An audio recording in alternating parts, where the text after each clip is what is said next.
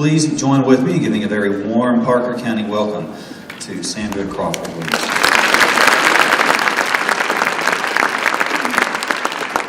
Good afternoon. They didn't tell me I'd have to follow Star Wars. That's not really fair. That is me that he just described. That sounds really fancy. But I grew up in South Louisiana, worked really, really hard to put myself through college, and was blessed enough to work for some great companies like Procter & Gamble, Coca-Cola. My first big break was VP of Marketing with Universal Studios. And then I was running a global toy company in 43 countries on 9/11. And the first plane flew right over my head. I was one of those people that was covered in dust from head to toe.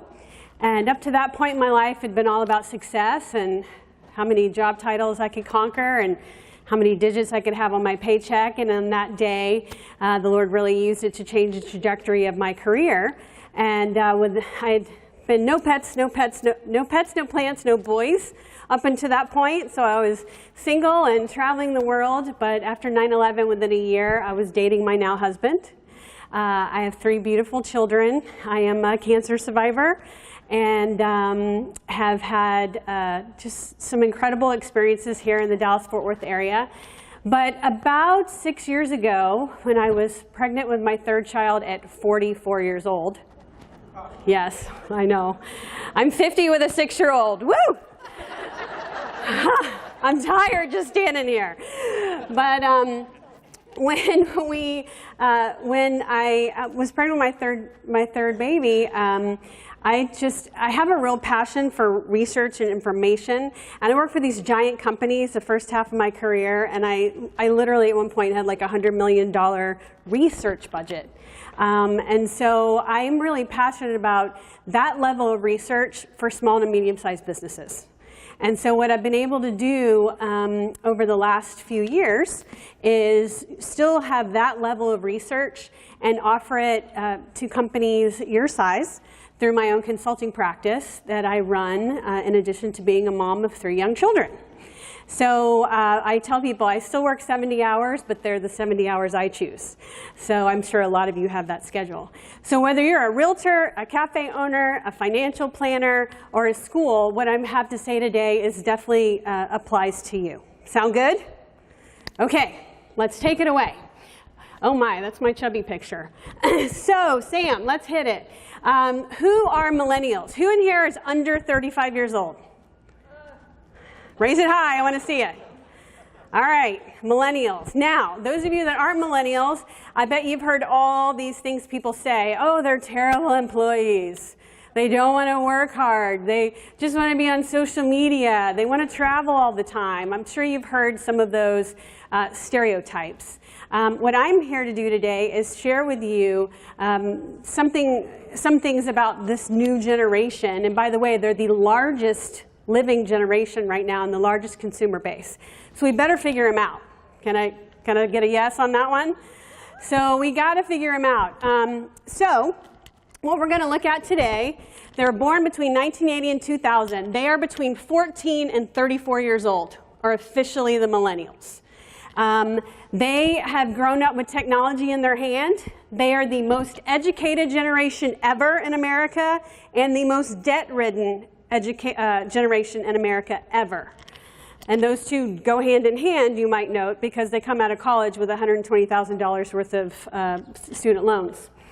They were raised with very different parenting styles than previous generations. They are typically the children of baby boomers. And the baby boomers had a little different approach to parenting than their generation. And so we're going to see as we go on, Sam, some of those details. So here, this just breaks out. I want you to understand the impact. There are 80 million millennials. And you can see baby boomers used to be the largest generation. You're now smaller, with 76 million.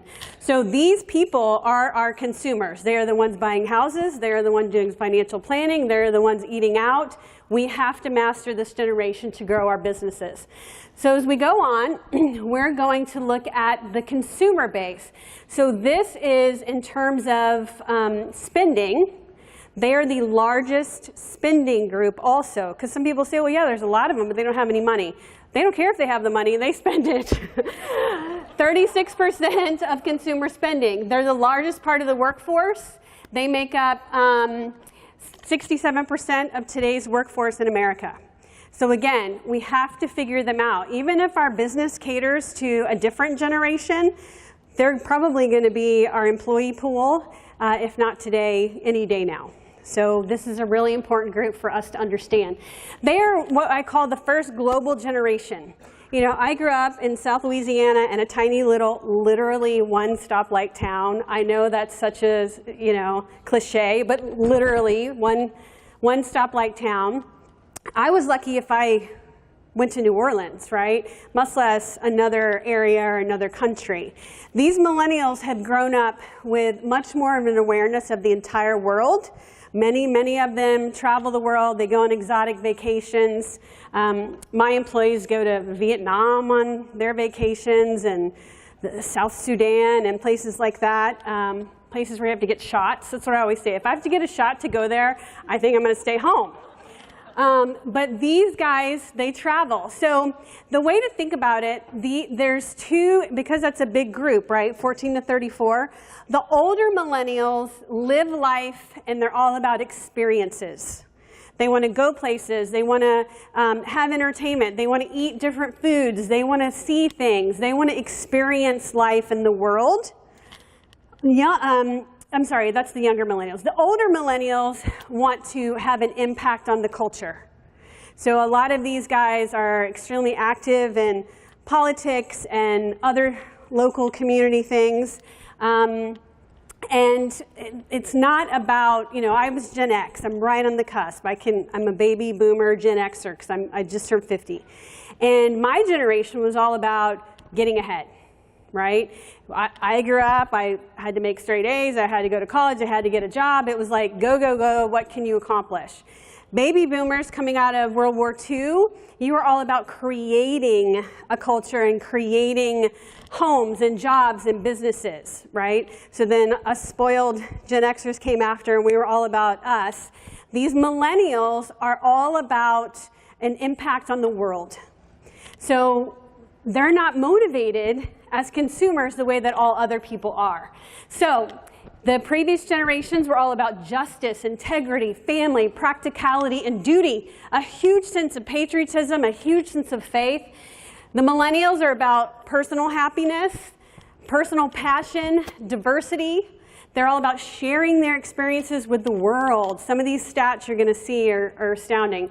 And they're all about discovering new things. So they go to Iceland on vacation and things like this. You with me so far? Okay, so they have what is called FOMO, fear of missing out. If any of you are parents of millennials, you probably have this experience when you're trying to have a conversation with them or a family dinner and their neck only knows one angle. The millennials have a fear of missing out. I love surveys when they say, do you check social media in the morning, at lunchtime, in the afternoon, evening, or at bedtime? And then there's the last answer which says 24/7 throughout the day and night, anytime my phone is in my hand. That is really this generation. They are constantly connected. Even when they decide to disconnect from technology, it's like they're jonesing, you know. If you take their phone from them, they're like, they don't know what's going on. Somebody might have liked my picture while I'm standing up here. I can't get to my phone, right? That's their mentality. So, and it's not good or bad. It just is. It's just different from us. As we go on, we'll see their behaviors. So now I want you to, as a business owner, start thinking about, or as a politician, by the way, social media, digital marketing played an unprecedented role in our last large political election, and it will only become more and more so. So for you elected officials out there, this pertains to you too. So behaviors, 53% would rather give up their sense of smell than their social networks. Next, 27% prioritize keeping up to date on Facebook above dating, music, or parties. They would rather sit home alone on their phone seeing what everybody else is doing instead of being out doing it themselves. We look next, 88% of millennials send and receive an average of 88 texts a day. 88%, 88 texts. I'm a texter. I have young children, and they're involved in sports and this and dance and theater, so I'm in all these group texts. Have you ever been sitting with somebody and their phone just like bzz, bzz, bzz, bzz, bzz, bzz, all the time? 88 texts a day. 56% would refuse to work at a company that bans social media. They'd rather be unemployed, over half of them, than not be able to check Facebook at their desk. If we go on, 54% say they'd prefer to pay with a smartphone as a mobile wallet instead of credit cards. We thought we were so cool getting the Square. That's like so old school now. They want to just be able to tap their phone up against that cool little device. And by the way, there is a Square that accepts that now. It's $49. So 88% have or would deposit a check into the bank by snapping a picture of it, and 45% would pay bills the same way. So if you are a service provider, landscaping company, garage door, roofer, those types of service companies, and you show up and you say, sorry, we only take cash or check, they won't have cash or a check, just so you know. And paying online, going on and entering a credit card, they won't do that either. They are used to this sort of instant pay. 78% of millennials would rather spend money on a desirable experience than food or a car or shoes. So they will be poor and broke, but they'll go to Vietnam on vacation and like stay in a hostel and eat, rice with their fingers. This is real. Can I get amen from you guys? I saw who you were. I see you laughing because I'm talking about you, right? So money is just not that important, right? Like they don't care that they're in debt. They don't care about having, fancy shoes and nice cars and, the branded purse. That stuff isn't important to them. Experiences are important and relationships. 95% of them say that their friends are the most desirable source of product information. Let that sink in. 95%, not your advertising, not your billboard, not your newspaper ad, certainly not your Yellow Page ad. We can talk about that in another meeting. It's not any of the way you're spending your money. It's through word of mouth. It's their friends. It's referrals.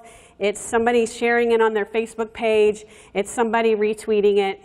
That's how they're getting information about companies and products and services and restaurants and schools and financial planners and realtors. Really. If we look at sort of this mentality, I call them the broadcasters, 26% of millennials have a personal blog. 26%, you do the math, that's 20 million-ish millennials have their own personal blog. They don't care if anybody reads it. It's not like, when I came up in marketing, you had a blog because you wanted to say something and you wanted to share it, you wanted people to read it.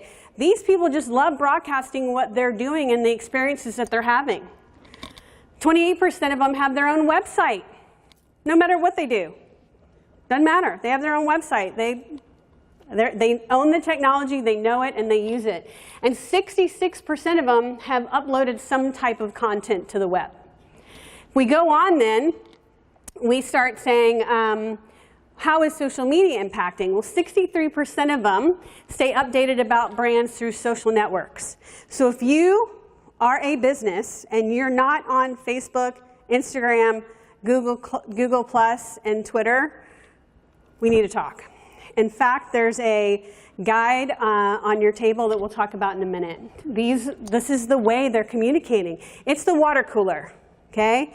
In the olden days, we went to the kitchen and we got coffee and we microwaved our breakfast burrito and we chatted about what we saw on TV last night and where we went to dinner and what new pediatrician I took my kid to and who my realtor was when I moved into town. They don't do that anymore. All of those conversations, every one of them happened over social media. If we keep going then, we'll see 84% of them report that user-generated content drives what they buy. So remember, 95% of them put what their friends say first when they're shopping and making a decision. 84% of them, user-generated content. That's just something somebody else wrote. It's not something the business wrote. It's something somebody that used you as a realtor, went to your restaurant, used you as a financial planner, used you to do their lawn, and all the other businesses. It's what your customer said about you. Does that make sense? So if you are sitting here and you don't have a very assertive way to get testimonials from your customers, please, please do it. You'll be amazed at what a $5 Starbucks gift card will incent people to do. So get them to talk about your business on your Facebook page that hopefully you have. Next, 40% are already parents. I speak to a lot of groups and they're like, oh yeah, they're young, they don't have any money. No, they're 34 and below, and 40% of them are already parents and choosing private schools. And in about 10 years, it's like an 82% of them will be parents. So right now is the time for us to unpack this generation and understand how to market our products to them and services. 86% are trying to or will try to avoid being a helicopter parent. I love that one because they were parented as by a helicopter parent. 83% of new moms are millennials. Just think about that. Every baby being born in America today, 83% of them, born or adopted, 83% of new moms are a millennial. So if you have a family product or service and you're talking like you're talking to Gen X and baby boomers, you are not even speaking to them. They don't read magazines. They don't have a newspaper. Many of them have never read a newspaper, ever. Just think about that. And back 1 second, Sam, on that one. Make sure we covered it. Yes, third of the natives report searching for parenting advice on their mobile device. So we used to get our parenting advice from our neighbor, our grandmother, our mom, our sister. They've sort of created their own little millennial communities. Friends are, in a lot of cases, more important to them than their families. They have they call them their tribe, right? So their tribe is where they find where to go and who to shop and who to buy from and how to raise their kids. Next, 61% of millennial moms are in the workforce.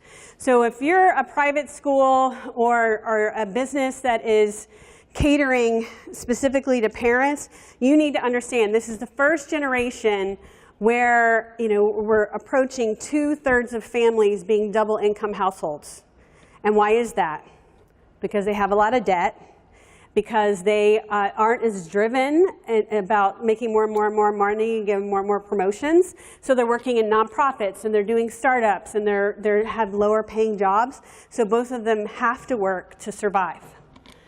Next, 48%, this is just interesting because again, thinking about all the businesses in the room, I thought this one was interesting. 48% of them involve kids in preparing the family meals. I ban my children when I'm cooking because it's already a hot mess, so I don't need them anywhere around. But half of them basically involve children, and they have sort of this Montessori mentality of you go as slow as you need to for the kids, and you make a giant mess, and it's okay because it's about the experience.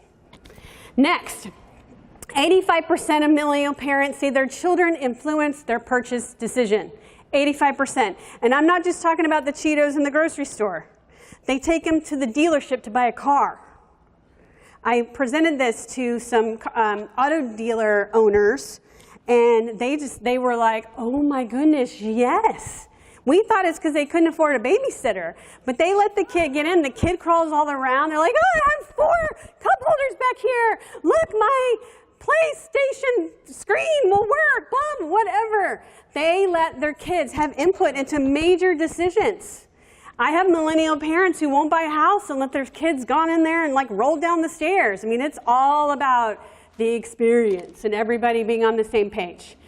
Next, 95% have relatives that make up their support system, and 55% rely most on parents and grandparents. So remember we talked a minute ago about those tribes? If they have family around them, we live here, we have not one family member anywhere around. Our closest family is in New Orleans. So I've created my little school, church, community tribe, right? That's what a lot of millennials do. But if they live anywhere near family, which we'll see on the next slide, a lot of them do, it's a multi-generational thing. In fact, have you heard the term boomerang? Guess what? Those of you that have kicked the kid out and sent him to college, what's the boomerang mean? They showed back up 5 years later with their boxes. That is happening more and more. So 72% of them live within 30 miles of their parents. You can't get rid of them. Look at this, 44%, 0 to 9 miles, and on and on. If we go to the next slide, we'll see it might be 0%. Go to the next one, Sam. I have those out of order. Yeah. 36% depend on financial support from their families and may have boomeranged back home. They're both working. They have all this debt. They want to spend their money on experiences and seeing the world and experiencing all the cultures. So you know what? Rent's really not that important. It's like 12th on the list. Because I can go back and live upstairs at mom and dad's because it's just empty. That is happening all over America. So back a slide now for me. 68% of millennials will not make a major decision without running it past their network first. So that looks like this. Thinking of buying a Tahoe today. Anyone have a Tahoe? What do you think? If you're on Facebook, you see that thousands of times a day. Hey, need a new pediatrician. These are the ones on my network. Who can tell me which one? That stuff all day, every day.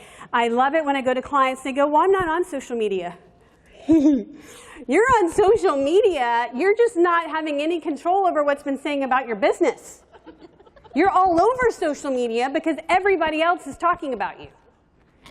So, there we go. So, when they spend on others, these are the things they are most likely to spend their money on. They definitely care how they look.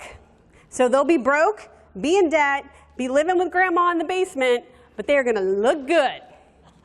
And they're going to have a great personal life.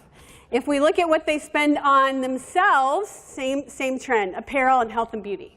That's where they like to spend their money. So moving on, now we start thinking about social media as I call it the play-by-play.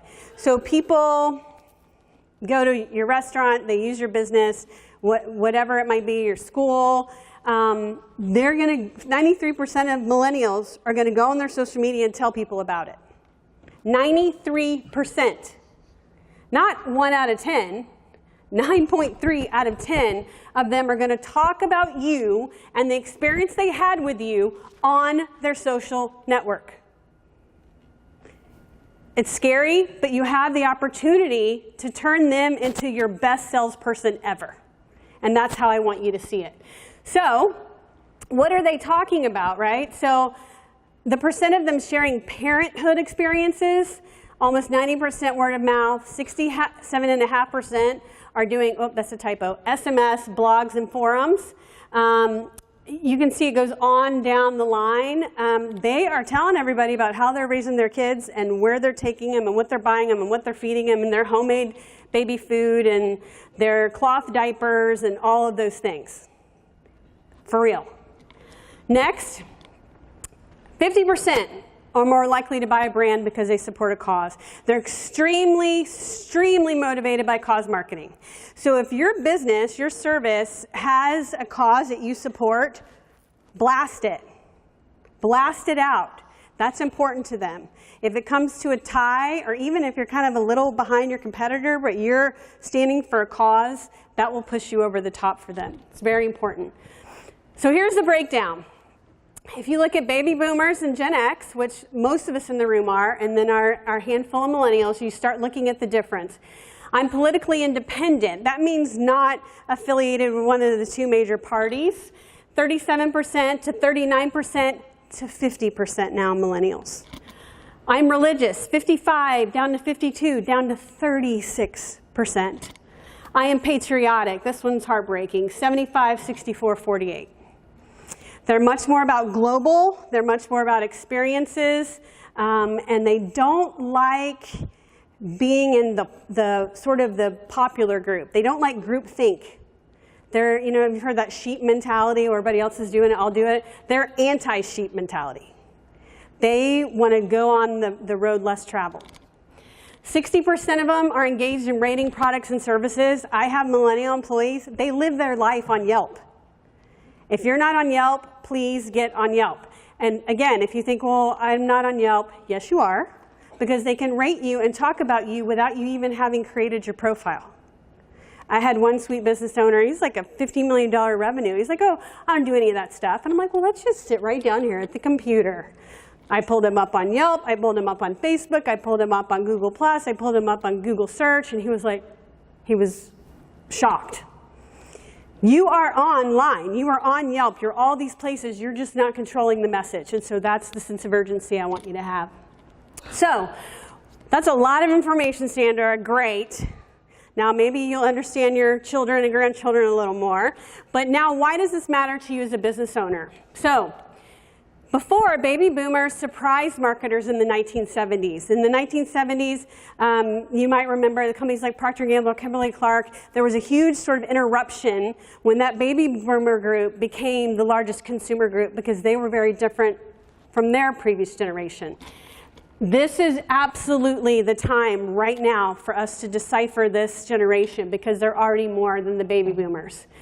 So then they scrambled to understand baby boomers, and now marketing experts are learning from mistakes in the past, and we're working really, really hard, and I'm just particularly passionate about sharing the message.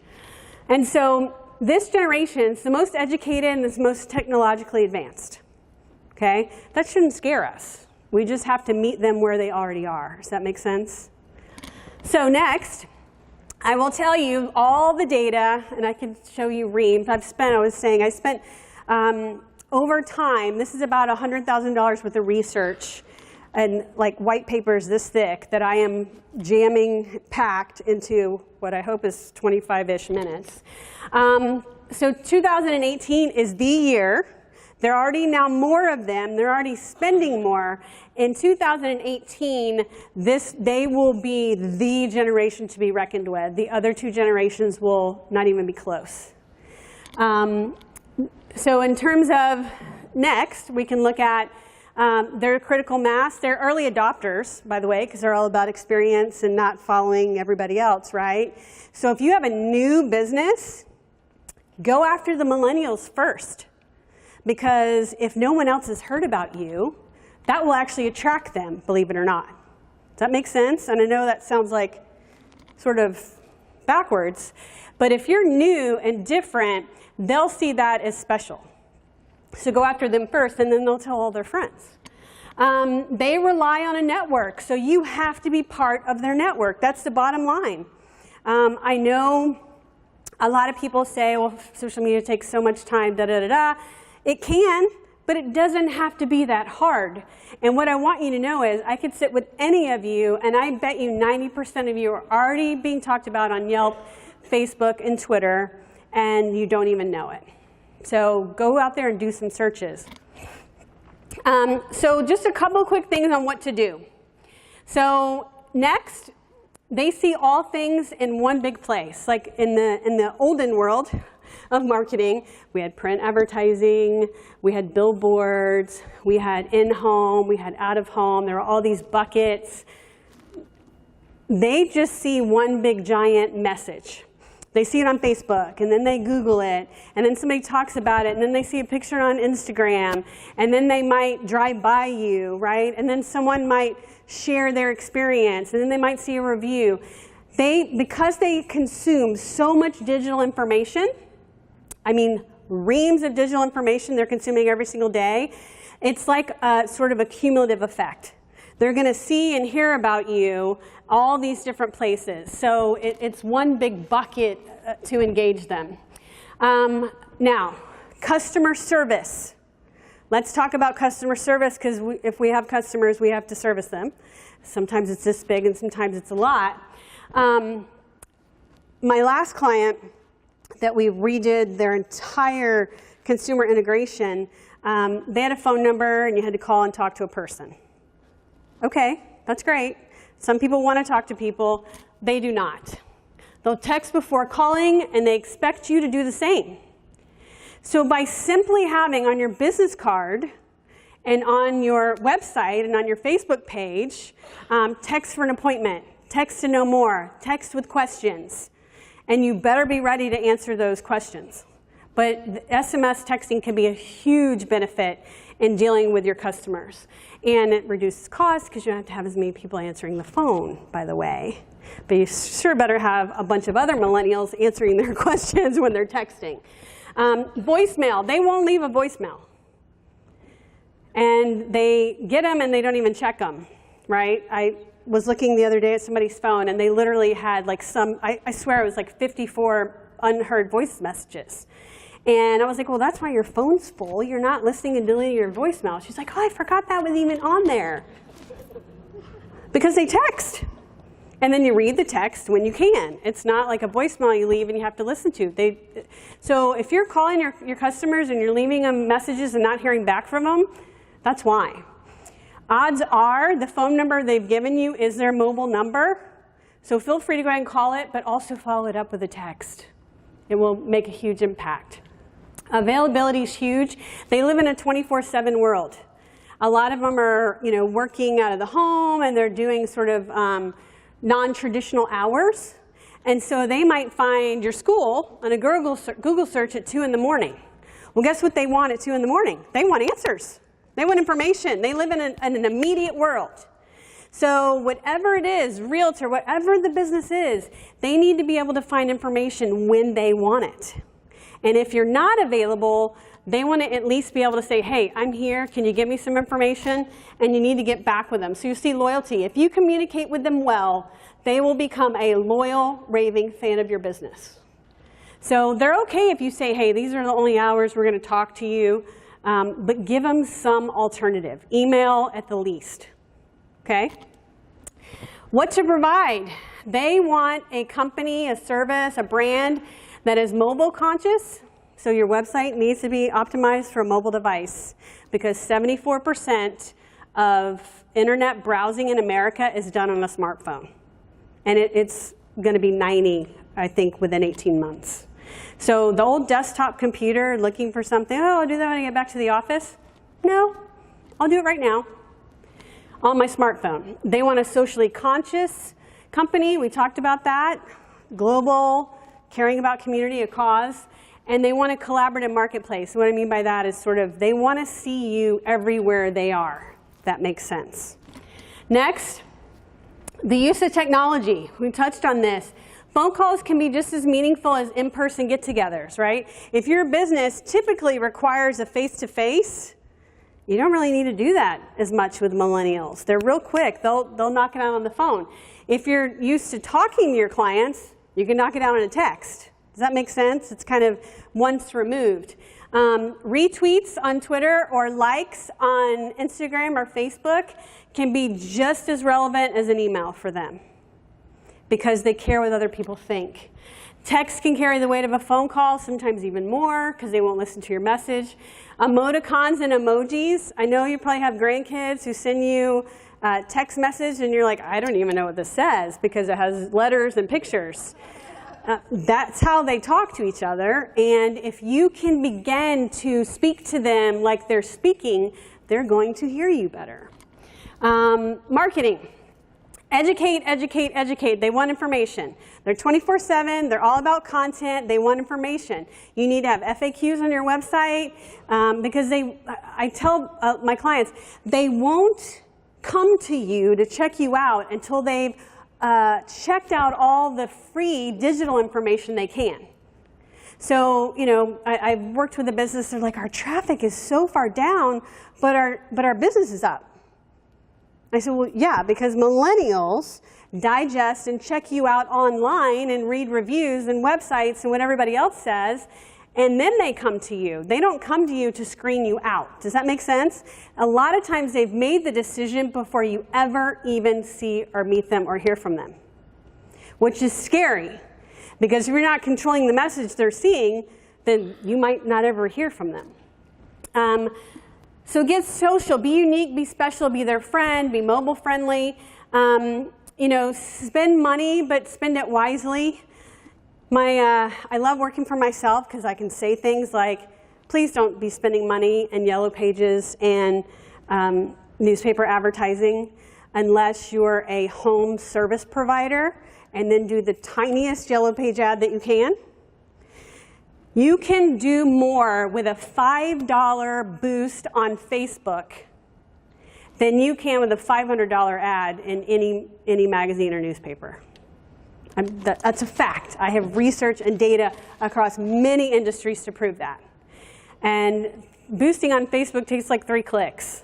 And it's so easy.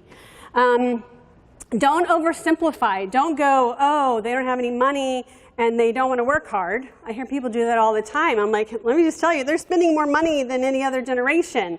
So don't kind of lump them in and use stereotypes. You need to embrace diversity.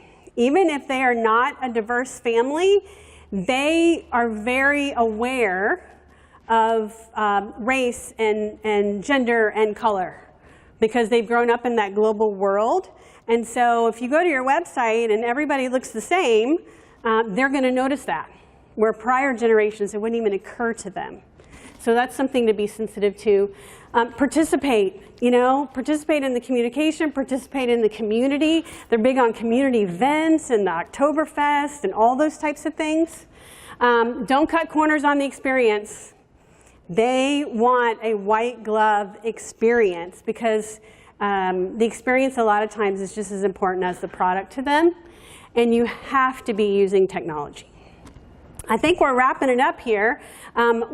What we do, Carver Creative Consulting, I do a lot of personal executive coaching and corporate training, and I go into businesses and sort of what I've just tried to jam pack. I do specifically for your industry and your business with research. And then as a firm, and I run everything, by the way. I don't think you're getting handed off to a 24-year-old. I run all of it with my team. So digital marketing, social media, search engine optimization. This is what we do. Like I said, after seeing the Procter & Gamble's and the Coca-Colas of the world spend crazy amount of information on data, I just became extremely passionate about the small to medium-sized business. I have 3 kids. They happen to be in a private Christian school. And so I've spent a lot of time at the hyper-local level understanding the dynamics of this DFW Metroplex. And I'd love to help you. That's my stuff. Thank you.